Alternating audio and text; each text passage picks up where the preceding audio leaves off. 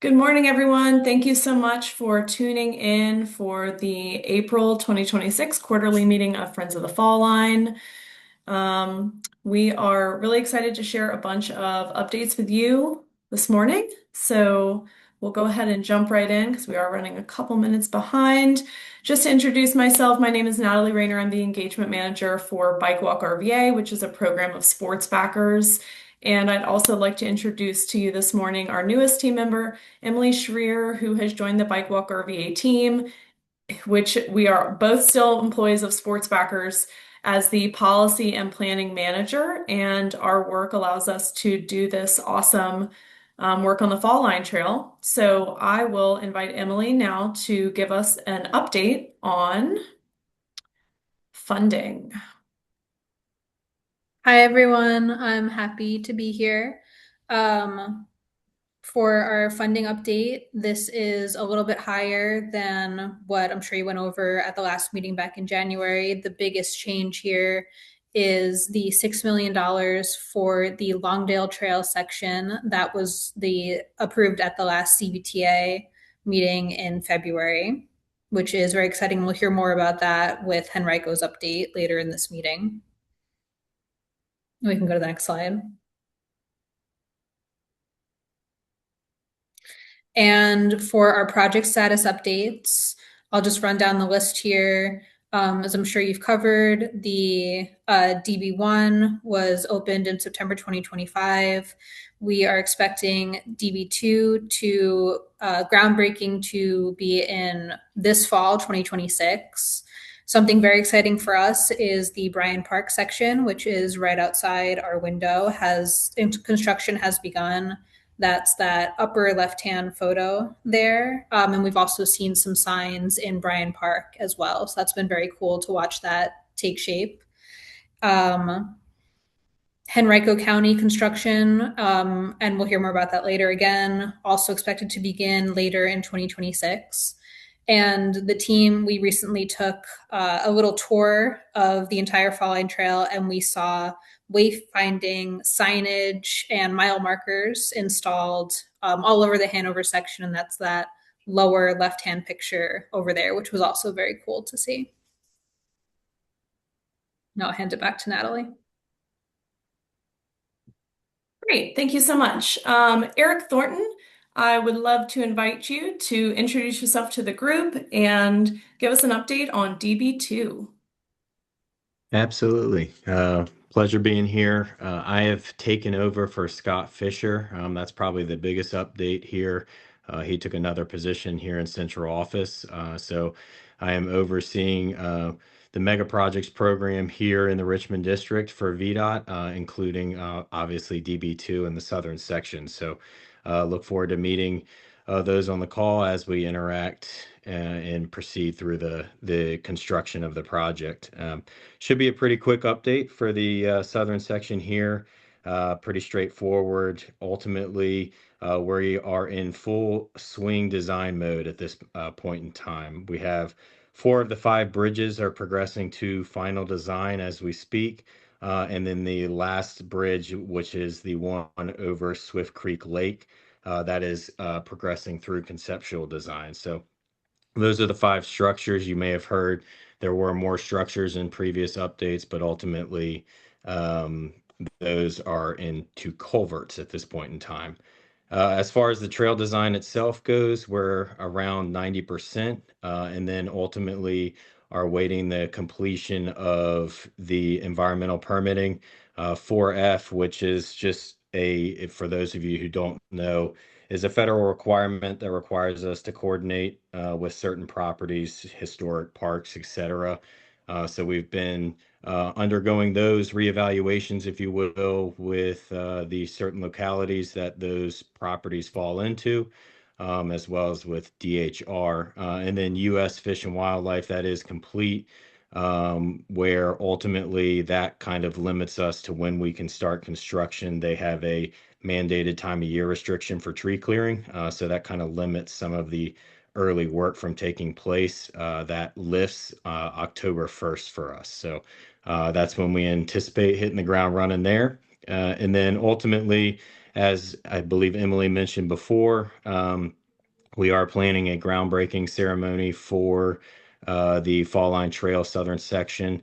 That's going to take place sometime in, we're thinking late August, early September. Our communications division is still ultimately working through those logistics and those dates, but we will certainly coordinate with sports backers in this group to come. So that's the update with the Southern section. Awesome. Thank you so much. We really look forward to that groundbreaking ceremony.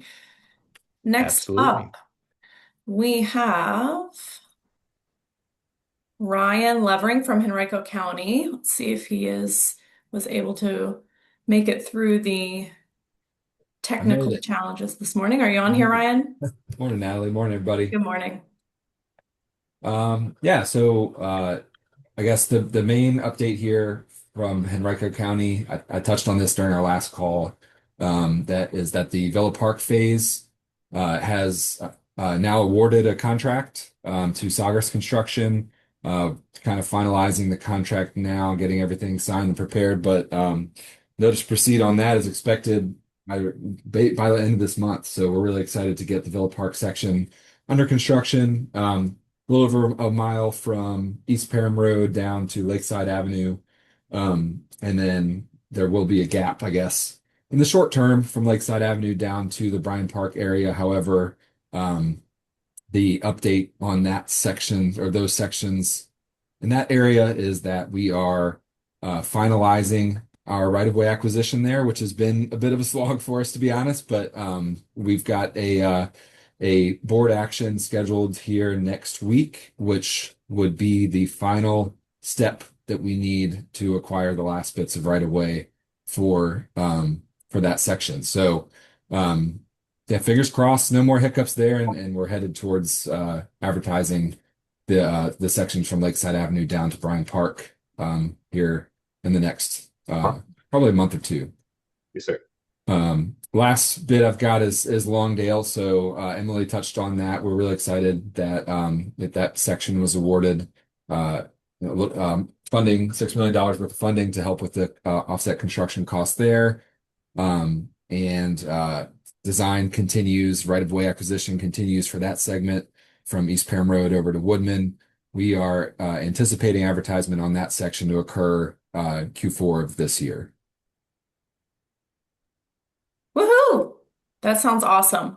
Ryan, just to put you on the spot a little bit, could you speak maybe just briefly to some of the other exciting projects that are in the works in Henrico County that may connect or come close to connecting with the Fall Line Trail? I know some of us may or may not be familiar with what else is going on in the county right now. Sure. Yeah. So I think that I touched on one of the big projects on our last call, but the Dumbarton Road recently went through a road diet. So we've kind of been working through that. So it's been a major change in that community. So, but now there's a 2 mile stretch of Dumbarton Road that will have buffered bike lanes that connect to the future Fall Line Trail. So really excited about that. Other trail connections that are kind of in design right now. Just to the north of this map here you see on the screen, we have what's called the Garden City Trail Connector. That is also in the right-of-way acquisition process. That will connect to any future developments, I guess, east of I-95 in what was formerly known as the Green City development. It's basically just a major redevelopment opportunity that the county is kind of working through. However, but with that, yeah, just planning on other trail connections to the Fall Line throughout that area. I guess the kind of project that's closest to being completed, which is a little off screen here, but at Woodman Road, anyone that's ridden DB1 or used kind of ridden DB1 knows that it kind of ends in the middle of nowhere on Woodman Road. But the Glover Park expansion, which kind of connects to that neighborhood trail along Woodman Road, that should be open later this spring. So with that, we kind of anticipate Glover Park serving as a potential new trailhead in the short term, place where you can kind of park a car or start and finish your trip. So yeah, that'll be a big addition once that's finally completed. So you'll be able to access Glover Park through Lambert Way on Woodman Road. That is very exciting. We drove past not too long ago and thought we saw what looked like a connector trail, but we weren't sure. So, very exciting to hear that. And I think that that will help us to answer a lot of questions that people might have about where to park. Um, so, that is great news. Well, thank you, Ryan, for sharing all of that. And if you don't have anything else to add, we will jump on to our next speaker for the day.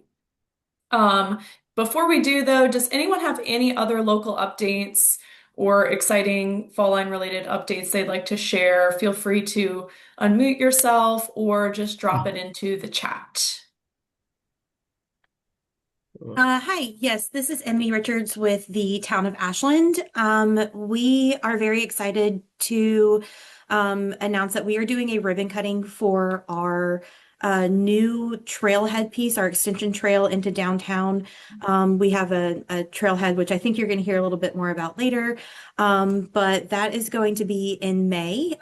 So please keep an ear out for that. I'll be sending that out to the group.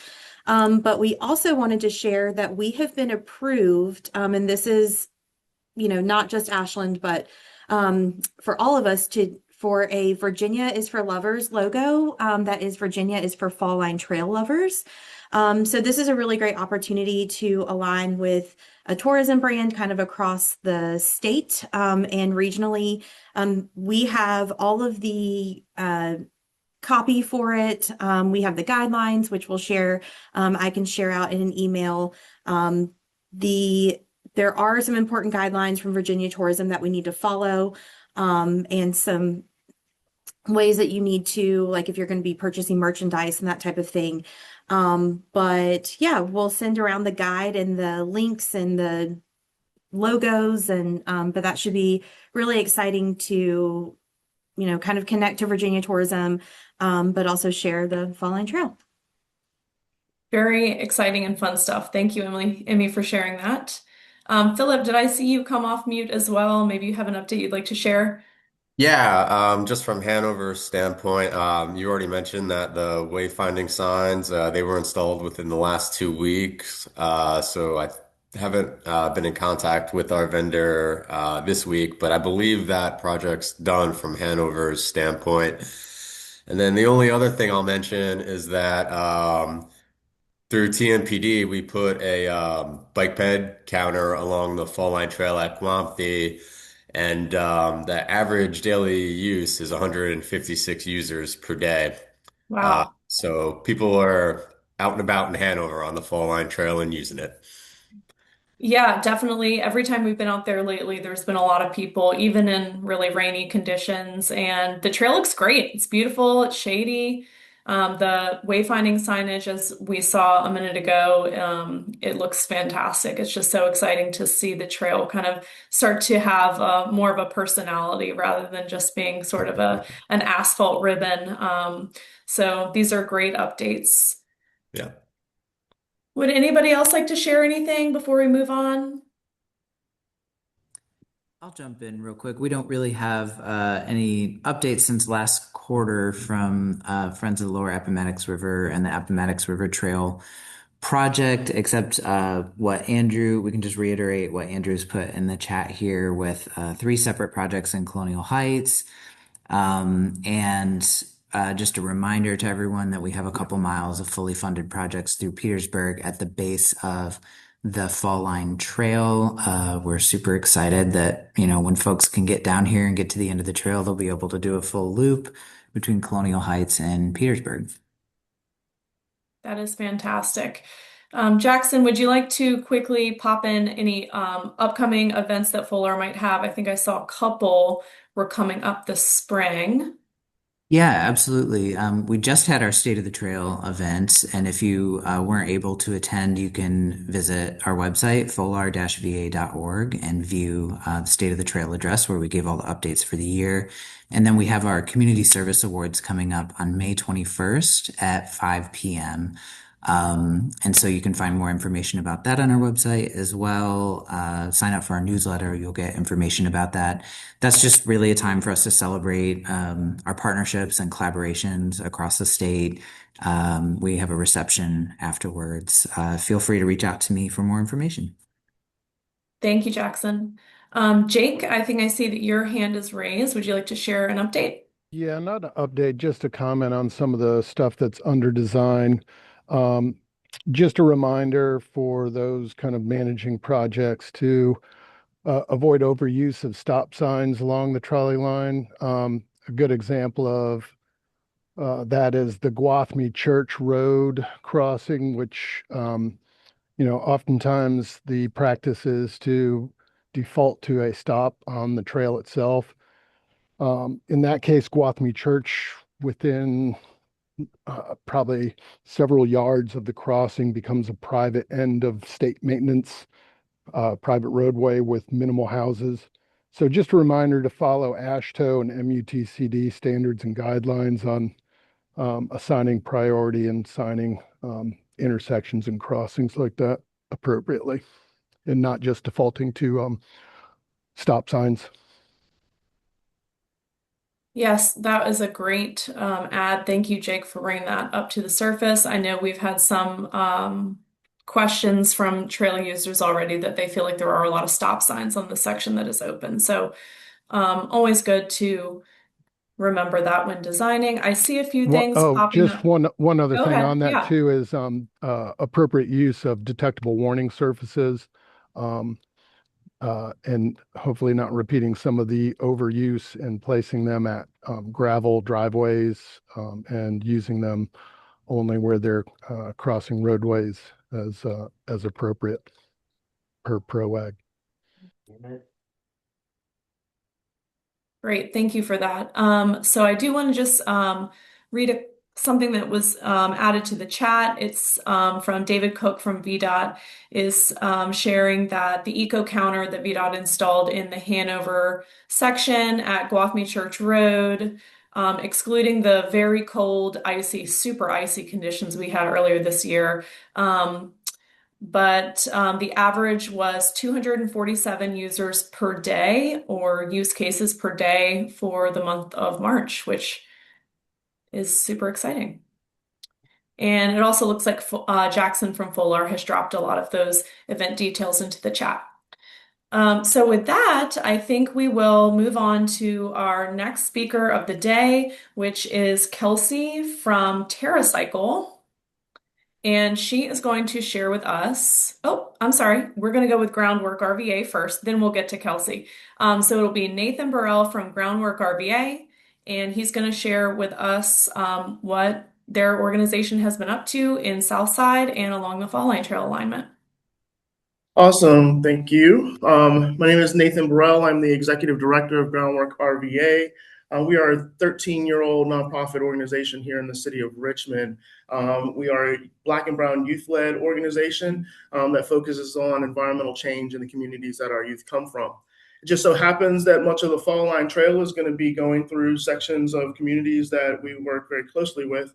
And so we appreciate the opportunity to talk to you guys about just the work that we do. And then I'll hand it off to my colleague and bike shop manager, Lex, who will talk about the work that they do at the bike shop, as well as this really exciting grant opportunity that we just applied for. So as I mentioned, we are Groundwork RVA. We are a Black and Brown youth-led environmental organization. We focus on environmental change in the communities that our youth come from. We draw youth from our city high schools here in Richmond. We are currently in 5 of the 7 high schools. The work that we do really is about not only changing spaces, but changing lives and changing systems. We do that through a number of different programmatic areas, starting with our green teams, our youth programs. These are 14 to 18-year-olds coming from Richmond City high schools, and they are learning about environmental issues in their communities. They're learning about environmental issues across the city of Richmond and across the James River watershed. they're then piloting those solutions and advocating for those solutions, both to government officials, to other nonprofits, as well as internally. You've probably heard of Heat Island studies. The first Heat Island study was done here in Richmond, Virginia, and it was done by our youth in conjunction with the Science Museum. Our youth determined that their communities are up to 15 degrees hotter than other communities here in the city of Richmond on the warmest days, and that the communities that they come from on average live 10 years less than other communities here in the city of Richmond. And so through those piloted solutions that our youth come up with, we then take them to community scale through our community resiliency crews, which are our postgraduate high school youth who are typically 18 to 26-year-olds. And these individuals are learning both the soft and hard skills that are necessary to not only change the environment in their communities, but move into thriving jobs post-graduation. They're doing everything from retraining whole communities. We have over 44,000 vacant tree wells across the city of Richmond. We are removing asphalt in heat burdened communities and putting in a microforest. We are developing green infrastructure solutions in those same communities and working directly with the city of Richmond to help not only implement green infrastructure projects across the city, but help them maintain them. We have an urban farm, acre-and-a-half urban farm in Hillside Court, one of our legacy housing communities in South Richmond, where we provide fresh fruits and vegetables to the community for free. We hire youth from the community to work in the farm, learn about conservation, learn about farming, learn about just general issues that are environmental issues that are happening in their community. And oh yeah, they help distribute food directly into their community. So they're not only being paid to work in their community and improve their community, but they're feeding their community. And then we also have an amazing bike shop at Belmead Park, which Lex is our manager of. And Lex, I'll hand it off to you to talk about the bike shop and the Niffwood Small Watershed Planning Grant that we applied for. Yeah, so the Belmead Community Bike Shop is located in the heart of Belmead Park, just about, I would say, like a little under a mile south of our Hillside Mini Farm. The shop's been there since 2017, and we kind of use that space as like a central hub for bike mechanics and resources for the community down in Southside. We are the only bike shop south of Forest Hill in that area, and so we see a lot of community members and have become very much a central youth space. Right there in the corner, you can see Maurice kind of working on a wheel there. He's our first youth mechanic that we've had for about a year, and we are just bringing on a second youth mechanic this summer. This space, we do bike repair. It's kind of our central place for doing bike trips and rides. But we also do a lot of other programs around the city in schools. We partner with Next Up doing in-school programming. We do Camp Spokes with Rag and Bones, which is a free summer camp for girls and gender diverse youth. And that's just a little bit of everything around the city. But yeah, we've recently applied for a really great opportunity through the National Fish and Wildlife Association to do a community engagement project along the Fall Line corridor. The bike shop is right next to Commerce Road and will be directly impacted by the Fall Line section coming through there. And so we definitely want to launch a community engagement project to kind of get the community insights on trying to influence some kind of green infrastructure projects to mitigate the flooding that happens along that corridor, as well as it's really exposed, it's really hot in that area. So we want to make sure that we are able to kind of design a project that will make that section of the Fall Line corridor much more accommodating for our residents. We want to give them opportunities to kind of influence what that area will look like, as they will be probably the most directly impacted by that section of the Fall Line Trail. And yeah, I don't know if Nathan wants to add anything else. No, we feel that this is critically important. Communities in South Richmond specifically tend to have infrastructure and development happen to them with little input. And us as the organization having not only the large footprint in South Richmond, but as well as just the connection to the communities in South Richmond, we feel it's critically important that they're engaged, not only in what the development of this facility looks like, but also this gives us opportunity to think about placemaking. This gives us opportunities to really think about appropriate alignment through those communities, as well as, again, really building in the green infrastructure that's necessary in order for these communities to move from these frontline, fence line communities to being these thriving communities that we all believe should happen here in the city of Richmond. We look forward to working with not only sports backers, but many of you on this call to help not only implement these segments, but really, again, bring them fully to fruition in the way that the community sees value in. Yeah, thank you guys so much for sharing all that. I will just plug a little note that we're going to talk later in the presentation about the Fall Line Placemaking Collaborative and our most recent meeting in which we kind of mapped out some of those placemaking elements that we would like to see. And of course, anyone who couldn't make it to the last meeting, it's not too late. We have a Google map and we'll talk about that later. But Nathan, I just wanted to give you or Lex an opportunity to shout out if you have any upcoming programs. I know that Groundwork just finished up a really awesome spring break camp, but if you have anything else coming up or anything you might need volunteers for, please feel free to share that now. Right on. Yeah, we have a large planting day, April 25th, at our Hillside Court Farm. We also have a couple things coming up at the bike shop. I'll hand that to you, Lex. Yeah, we've got our annual youth bike swap happening May 16th. I think it should be popping up on the Bike Month calendar. It's a yearly event that we have with the community members where youth can bring in their old and outgrown bikes and we swap them out for a new one. And in the moment, we repair the ones that have been donated in to try to give them out to the community as well. So we usually give around 40 to 60 bikes a year. And so we're hoping it's a big community event. We'll have food, we'll have games. We invite everyone to come out and check out the bike shop and join us for that event. I also want to put a plug for Sarah Erickson, who is wrapping up their Masters of Urban Planning document, and it's really focused on the Fall Line Trail. Sarah also happens to be a board member with our organization. So. Yes, thank you for that plug. So for those of you who are not familiar with Sarah's project, she has been working to, for her master's thesis, to give some recommendations on the alignment of the Fall Line Trail through the Commerce Road section based on floodwater mitigation in particular. So we really look forward to seeing her final project. I think she's defending her thesis, I don't know, just in a couple weeks now. So we'll see the final project soon. Thank you, Groundwork, for being here and for sharing. With that, we will hop over to our next speaker, which is now correctly Kelsey from TerraCycle, and she's going to talk about the Fall Line Trailhead in Ashland. Thanks so much. Hello, my name is Kelsey. I am an industrial designer at TerraCycle. TerraCycle is a recycling company that focuses on hard to recycle material, so not necessarily like bottles and cans and stuff you can typically put in a municipal bin, but focusing on the harder stuff to recycle. So potato chip bags, candy wrappers.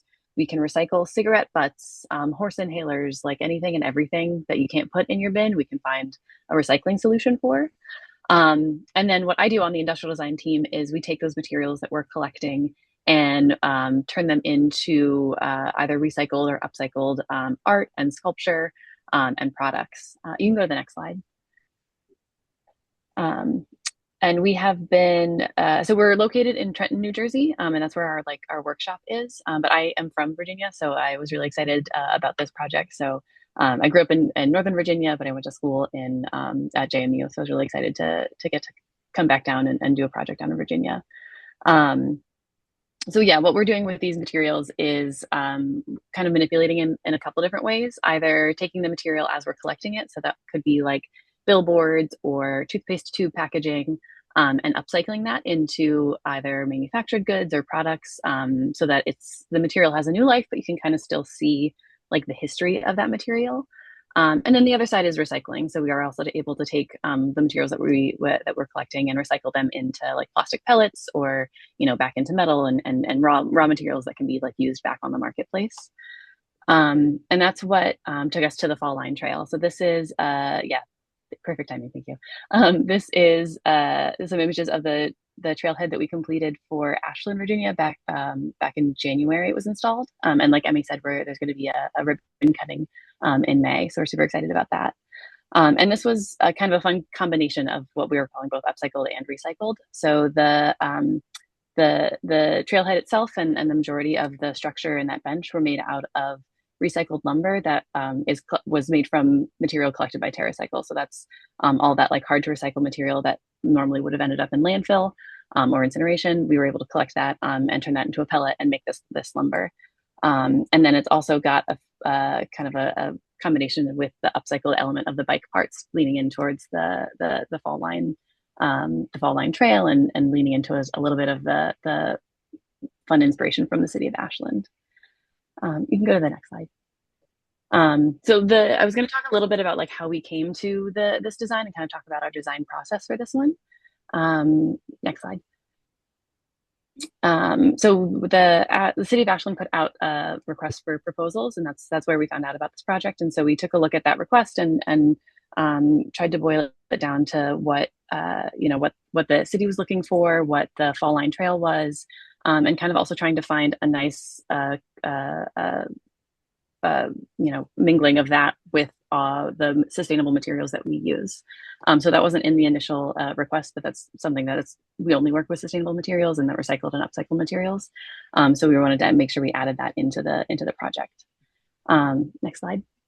So we were looking at kind of inspiration in a few different areas, looking at historic Ashland and how the town came to be, with the train line running through it, and kind of the more funky vibes and artsy vibes that the city city fosters. And then we were also looking at the Fall Line Trail, which is I think super exciting. Where the team that I work on, we're all very outdoorsy. And my boss is a big cycler, so she was really excited about this project. And we were looking at drawing inspiration from the environment around the trail and kind of the cycling aspect of it. And then we also looked at some other like outdoor signage as inspiration. Yeah, you can go to the next one. So this was our initial proposal that we sent in, and then we were selected to push this proposal further. But this initial one was a combination of taking some of the graphic elements from that Fall Line logo and combining it with some upcycled elements and recycled elements to create like a nice, engaging but like long-lasting outdoor signage and bench proposal. Next slide. This is the refined concept that we presented to the city of Ashland. And so the request after that first submission was to add some shade structure to it. So that's where we really kind of pushed the bicycle aspect of it and used those bike wheels as a shade structure. And all of the bicycle parts and gears that are included in the sculpture were collected from were like out of use bike parts that were collected from a bike shop local to us. And we worked with an artist local to us to help create that as well. And then when we were selected, we just kind of went through and were deciding on colors and refining some of the artwork and figuring out what that shade structure would look like, and aligning it towards the kind of the really fun Ashland branding that they have. Next slide. And then this was the final design that was then produced and installed back in January. So the sculpture includes, or sculpture slash sign, the wayfinding point includes a curved bench with a lot of those Ashland branding on it, but it also includes the Fall Line Trail logo really big and impactful in the front. There's place for the signage that can be swapped out. So is a place for people to rest and sit on that bench, but it's also a place to get information about the trail and about the city of Ashland. And then on the reverse side of the sculpture, there is also a gear mosaic that we created that has some fun kind of kinetic pieces. It was installed next to a library, so we wanted to make sure that there was an opportunity for like kids to interact with the sculpture, even if they're not necessarily on the trail at that time. And then we do have just some, I wanted to show some other like examples of work that we've done in the past. So like I said, we do a lot of work with upcycling and sculptures. So this is an example of, or this is a sculpture that we did for the Philadelphia Union Stadium. And what we did is we took material collected at that stadium, so it's a lot of bottles and cans, and we created a sculpture celebrating 1 million pounds of waste diverted from this stadium itself. The stadium is the first one in Major League Soccer to be zero landfill, so it was the sculpture was like a celebration of that milestone. And this was an octopus that we created, an octopus sculpture that we created for Netflix for Our Oceans documentary. And it is made out of beach plastic. So all of the material on the sculpture was collected from beaches and waterways. And then we used that for the sculpture to promote the Our Oceans documentary. And then another example of more upcycled sculpture, so more on the art side. This was a sculpture we made for TD Bank in Miami. So it was they were doing a series of rooster sculptures, and it was in homage to an artist from Miami that had done a lot of sculptures. So this was created and has been outside in Miami for I think almost a decade at this point. I love this one. I love the chicken. And then on the more like recycled side of things, we do create like products and like outdoor furniture. So this is a piece of furniture or a picnic table that we made for the Trenton Thunder Stadium. So I think there were a series of these. We worked with Taco Bell to create this one. So it's made out of recycled plastic and Taco Bell like recycled sauce packets. And so we do a lot of, I think, durable outdoor furniture because the lumber that we're able to get from the recycled plastic is like really long lasting. So we do a lot of outdoor furniture, benches, picnic tables, bike racks, that sort of thing, are kind of more standard. But I think the Ashland trailhead was really exciting because we got to be a little bit more creative with it, but still utilizing that lumber. Next. Oh, and then we've also done some outdoor or some like public gardens and public garden spaces. So this was one we worked with Garnier on to create this community garden in these raised beds out of that same recycled lumber.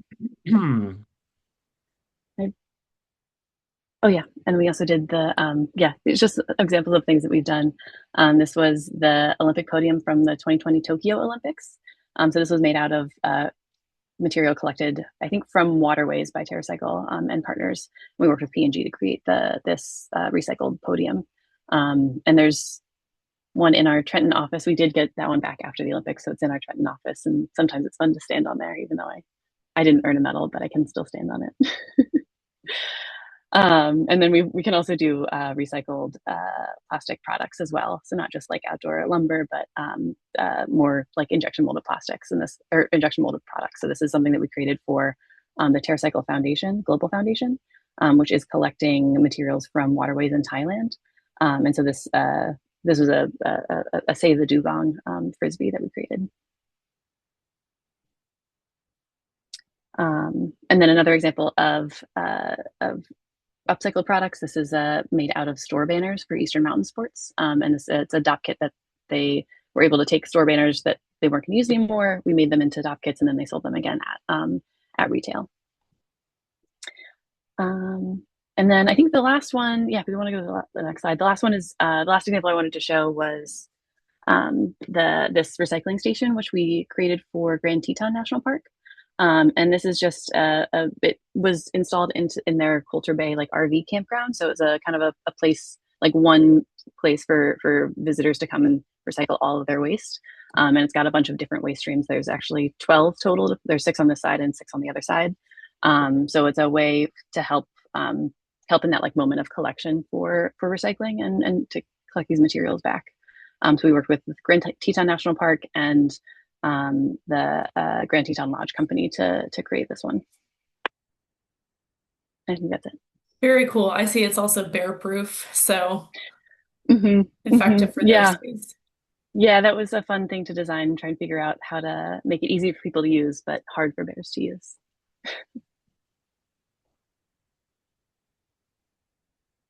Great. Kelsey, thank you for sharing all that. These are really exciting possibilities for all of us here in Virginia to think about as we think about the Fall Line Trail and its place making benches, bike racks, interesting pieces of art, recycling stations, all of these things. I think that maybe there are people on this call who might be interested in getting some design ideas or talking through possibilities with you. How would someone go about starting a conversation if they thought that they might want TerraCycle to produce something for them? Yeah, absolutely. Just reach out to either Tiffany or myself. Our emails are here, and then I mean, also I saw in the chat. So to reach out to her if you have any questions as well. But yeah, just reach out to us via email, and we are happy to start that discussion and figure out what would be best for the trail and kind of start that design process. Fantastic. Does anyone in the group have any pressing questions for Kelsey at the moment? We do have a minute or two if you'd like to ask anything.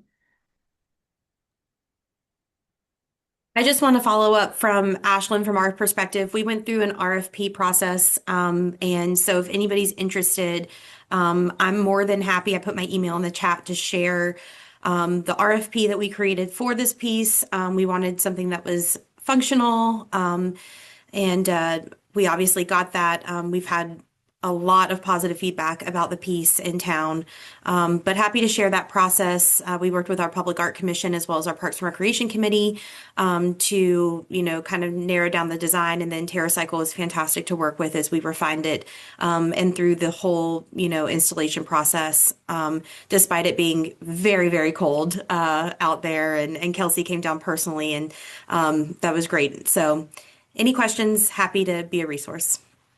Thank you, Emmy. It is definitely a really beautiful piece. If you haven't been up to Ashland to check it out, we've got some beautiful weather coming up. I really recommend that you pop up to Ashland and make a visit and head down to the Fall Line Trail. The sculpture itself is behind the Ashland Library at the parking lot there, so it's a great place to start and finish your ride and maybe get some lunch at Suzanne's or something in town.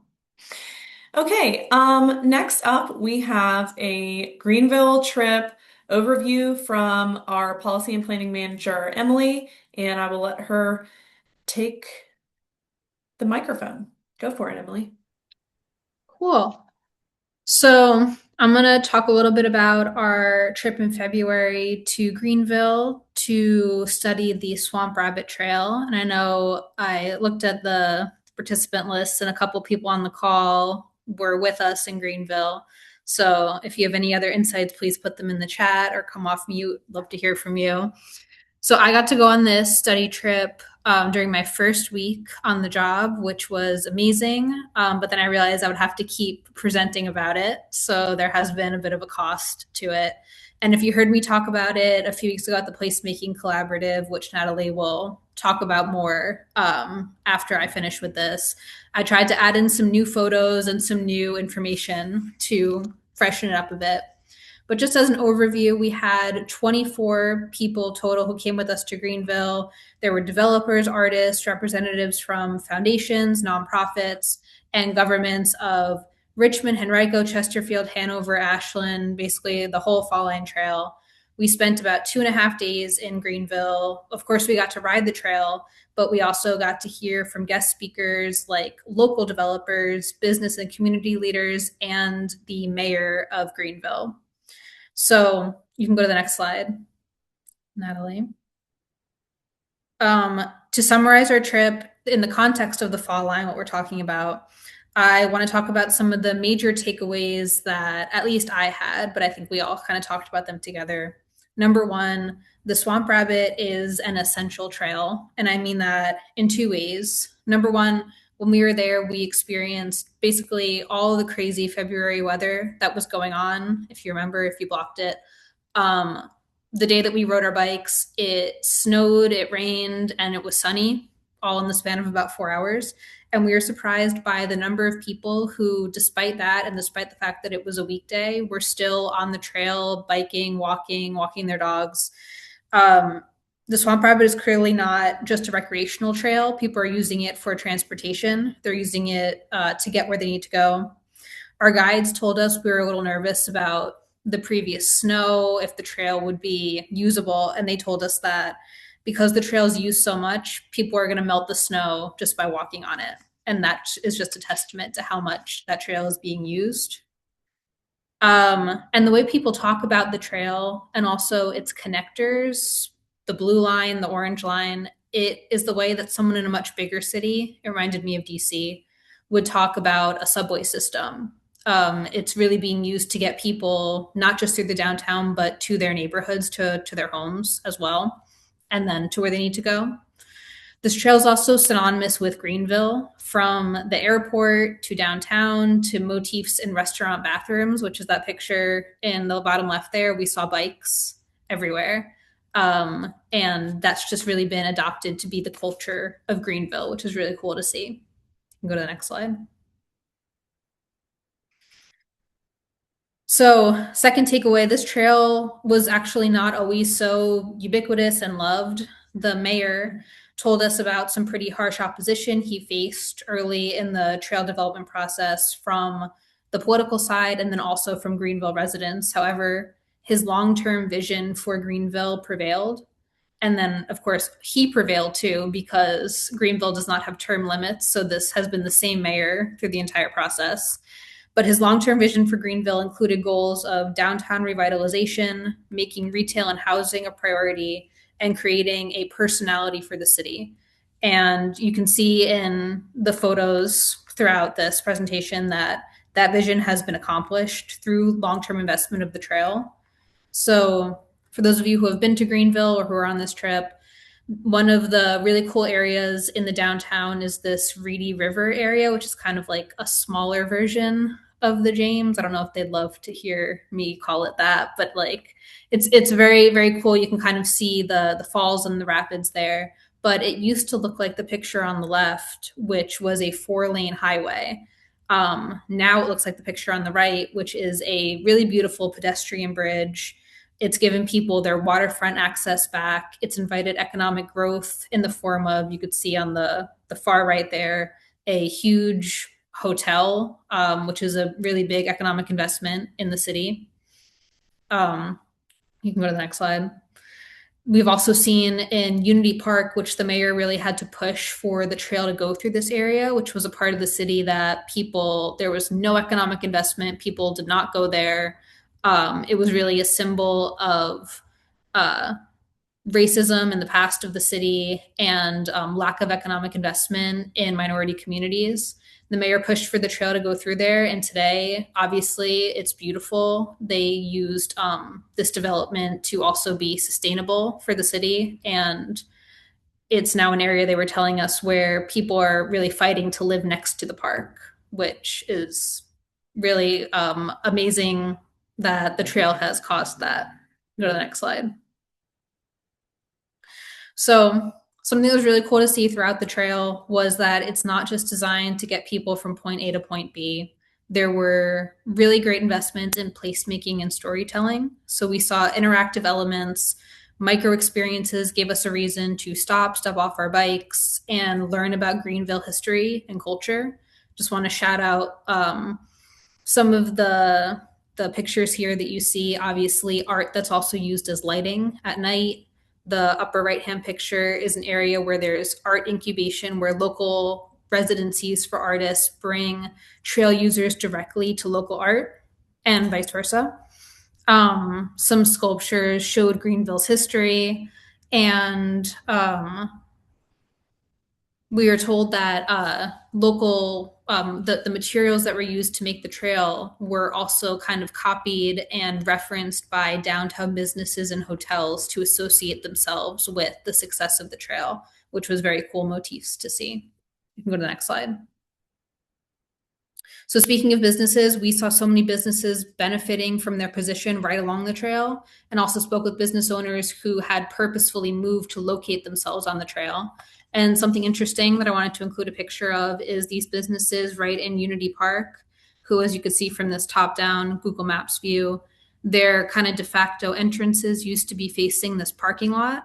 And because the backs of their businesses faced the trail, they kind of had to retrofit their back entrances to be inviting to trail users, which is now where they get a lot of their businesses from, is this trail side. And you can see the picture on the lower right here where they've had to turn the backs of their buildings into kind of inviting second entrances through things like plants, stairs, ramps, and things like that, which is very cool to see. Go to the next slide. So finally, just as a last takeaway, something that we heard from all of our guest speakers, which I thought was very inspiring, was that despite the fact that, you know, we're just starting to build this trail and they've had it for at least a decade, maybe more, is that we are very ahead. They kept saying that to us because we are considering at the start as we're building this trail, things like accessibility, involving communities, community engagement, economic investment in all the downtown areas and involvement of the community in all of the areas that the trail goes through. We're considering that now. And just a rhetorical question to leave you with as, you know, we look at all the great things that Swamp Rabbit has is what we can bring back to the Fall Line Trail. These were our little last day brainstorming sessions, which were very cool, but this is an ongoing conversation as we keep having these Friends of the Fall Line meetings. And then also, as Natalie will talk about next, our placemaking collaborative meetings is how we can use the fact that we are ahead. We're already thinking about these things to make the Fall Line Trail really amazing. Awesome. Thank you so much, Emily. It was a fantastic trip. I really recommend if you have time to go visit Greenville and you haven't already, go check it out. It's adorable. The main street is just so precious. You can walk it in just a few minutes, full of restaurants, trail access, the whole thing. It's great. So Emily did mention the Fall Line Placemaking Collaborative. So that is a quarterly group that we host that meets specifically about how we are going to elevate the Fall Line Trail to be its best. And, you know, a lot of the people who may be on this call have been invited to the Placemaking Collaborative. If you would like to be invited to the Placemaking Collaborative, just let me know. Your organization is certainly welcome in these conversations. So the last meeting that we had was at the beginning of March, and you can see us kind of in our work groups here.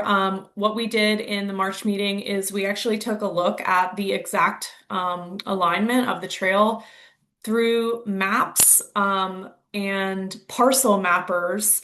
For Hanover County, we used the parcel mapper, and Richmond City, we used the zoning refresh map, which I know everyone is so stoked to talk about still. But as you can see in our small groups, we talk specifically about which parcels exactly we would like to see placemaking elements added to the trail, and then marked them with little sticky flags, took some notes as groups. And then what we ended up doing with that information was we added all of these placemaking element wish list items to a My Maps Google map, where we basically are collecting suggestions from the Fall Line Placemaking Collaborative, and we might have some other groups engage in this activity as well.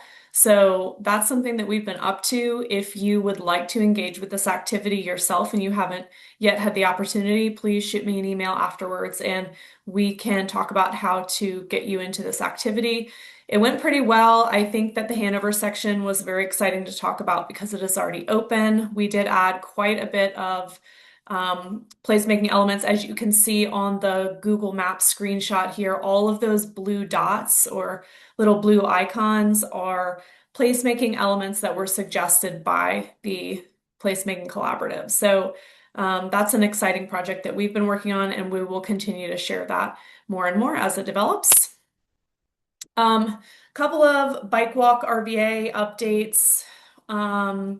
In April, we celebrated the graduation of our 14th Bike Walk Academy cohort, and there's a photo of the group there, which includes Emily. We were excited to have people in this cohort who have disabilities, who represent a very diverse group of communities, who come from different countries, who have all types of lived experiences that are unique. So this was a really exciting cohort. We can say now that we've had 300 people successfully complete Bike Walk Academy, and it's just such an exciting program to continue to run year after year. So if you know someone who might want to be involved next year, applications will open in January. And then a quick note, many of you know that May is Bike Month, and we at Bike Walk RVA are the organizers of RVA's official Bike Month. This will be our 14th, 13th annual Bike Month. I don't know, it's hard to keep track. The years go quickly, but we're excited to share that this is our theme for the year, which is Happy Little Bikes, and I hope you catch the reference. Our Bob Ross leaning art theme. So we want to continue talking about trailside placemaking and art as an essential aspect of the Fall Line Trail and the Fall Line Trail's connection to the community. So that is why the theme of Bike Month this year is art themed, and we have a couple of events that we'd like to shout out, and you are all, of course, welcome and encouraged to join us for.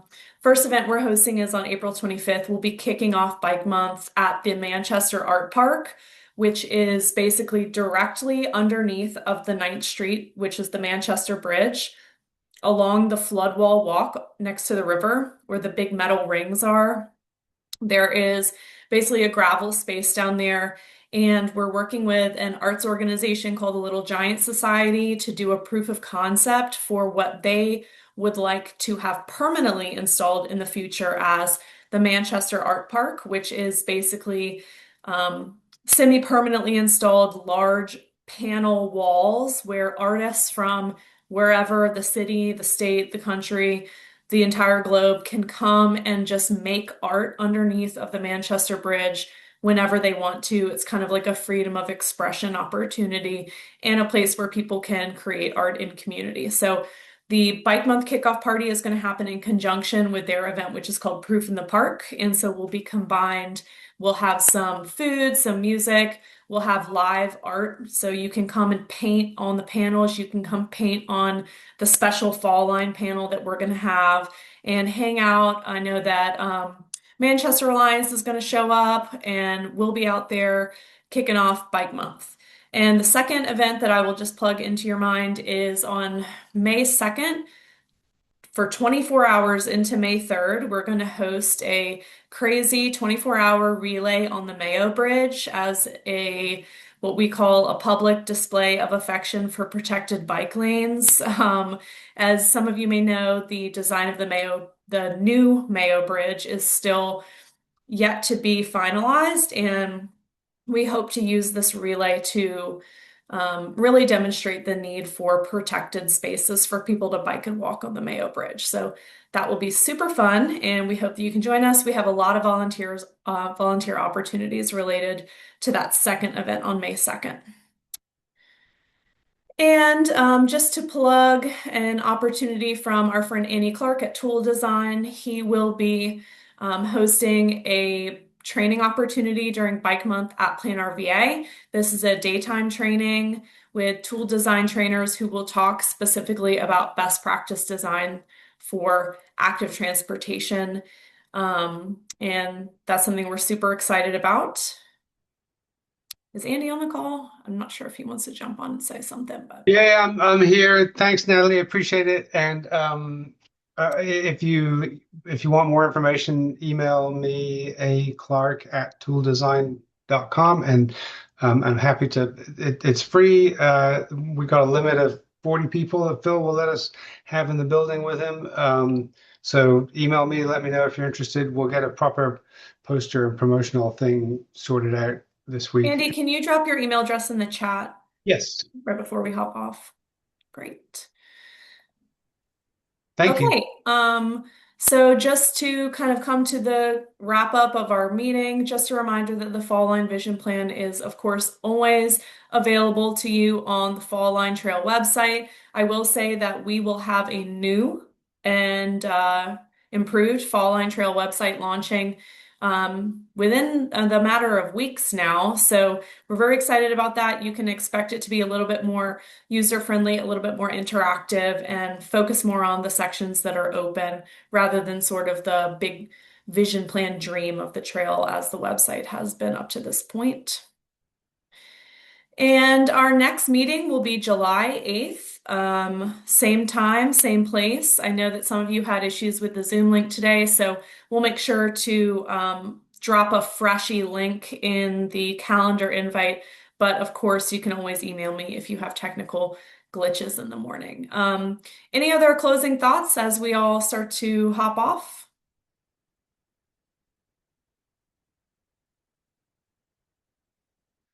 Okay, thank you all so much, and we look forward to seeing you next quarter on July 8th.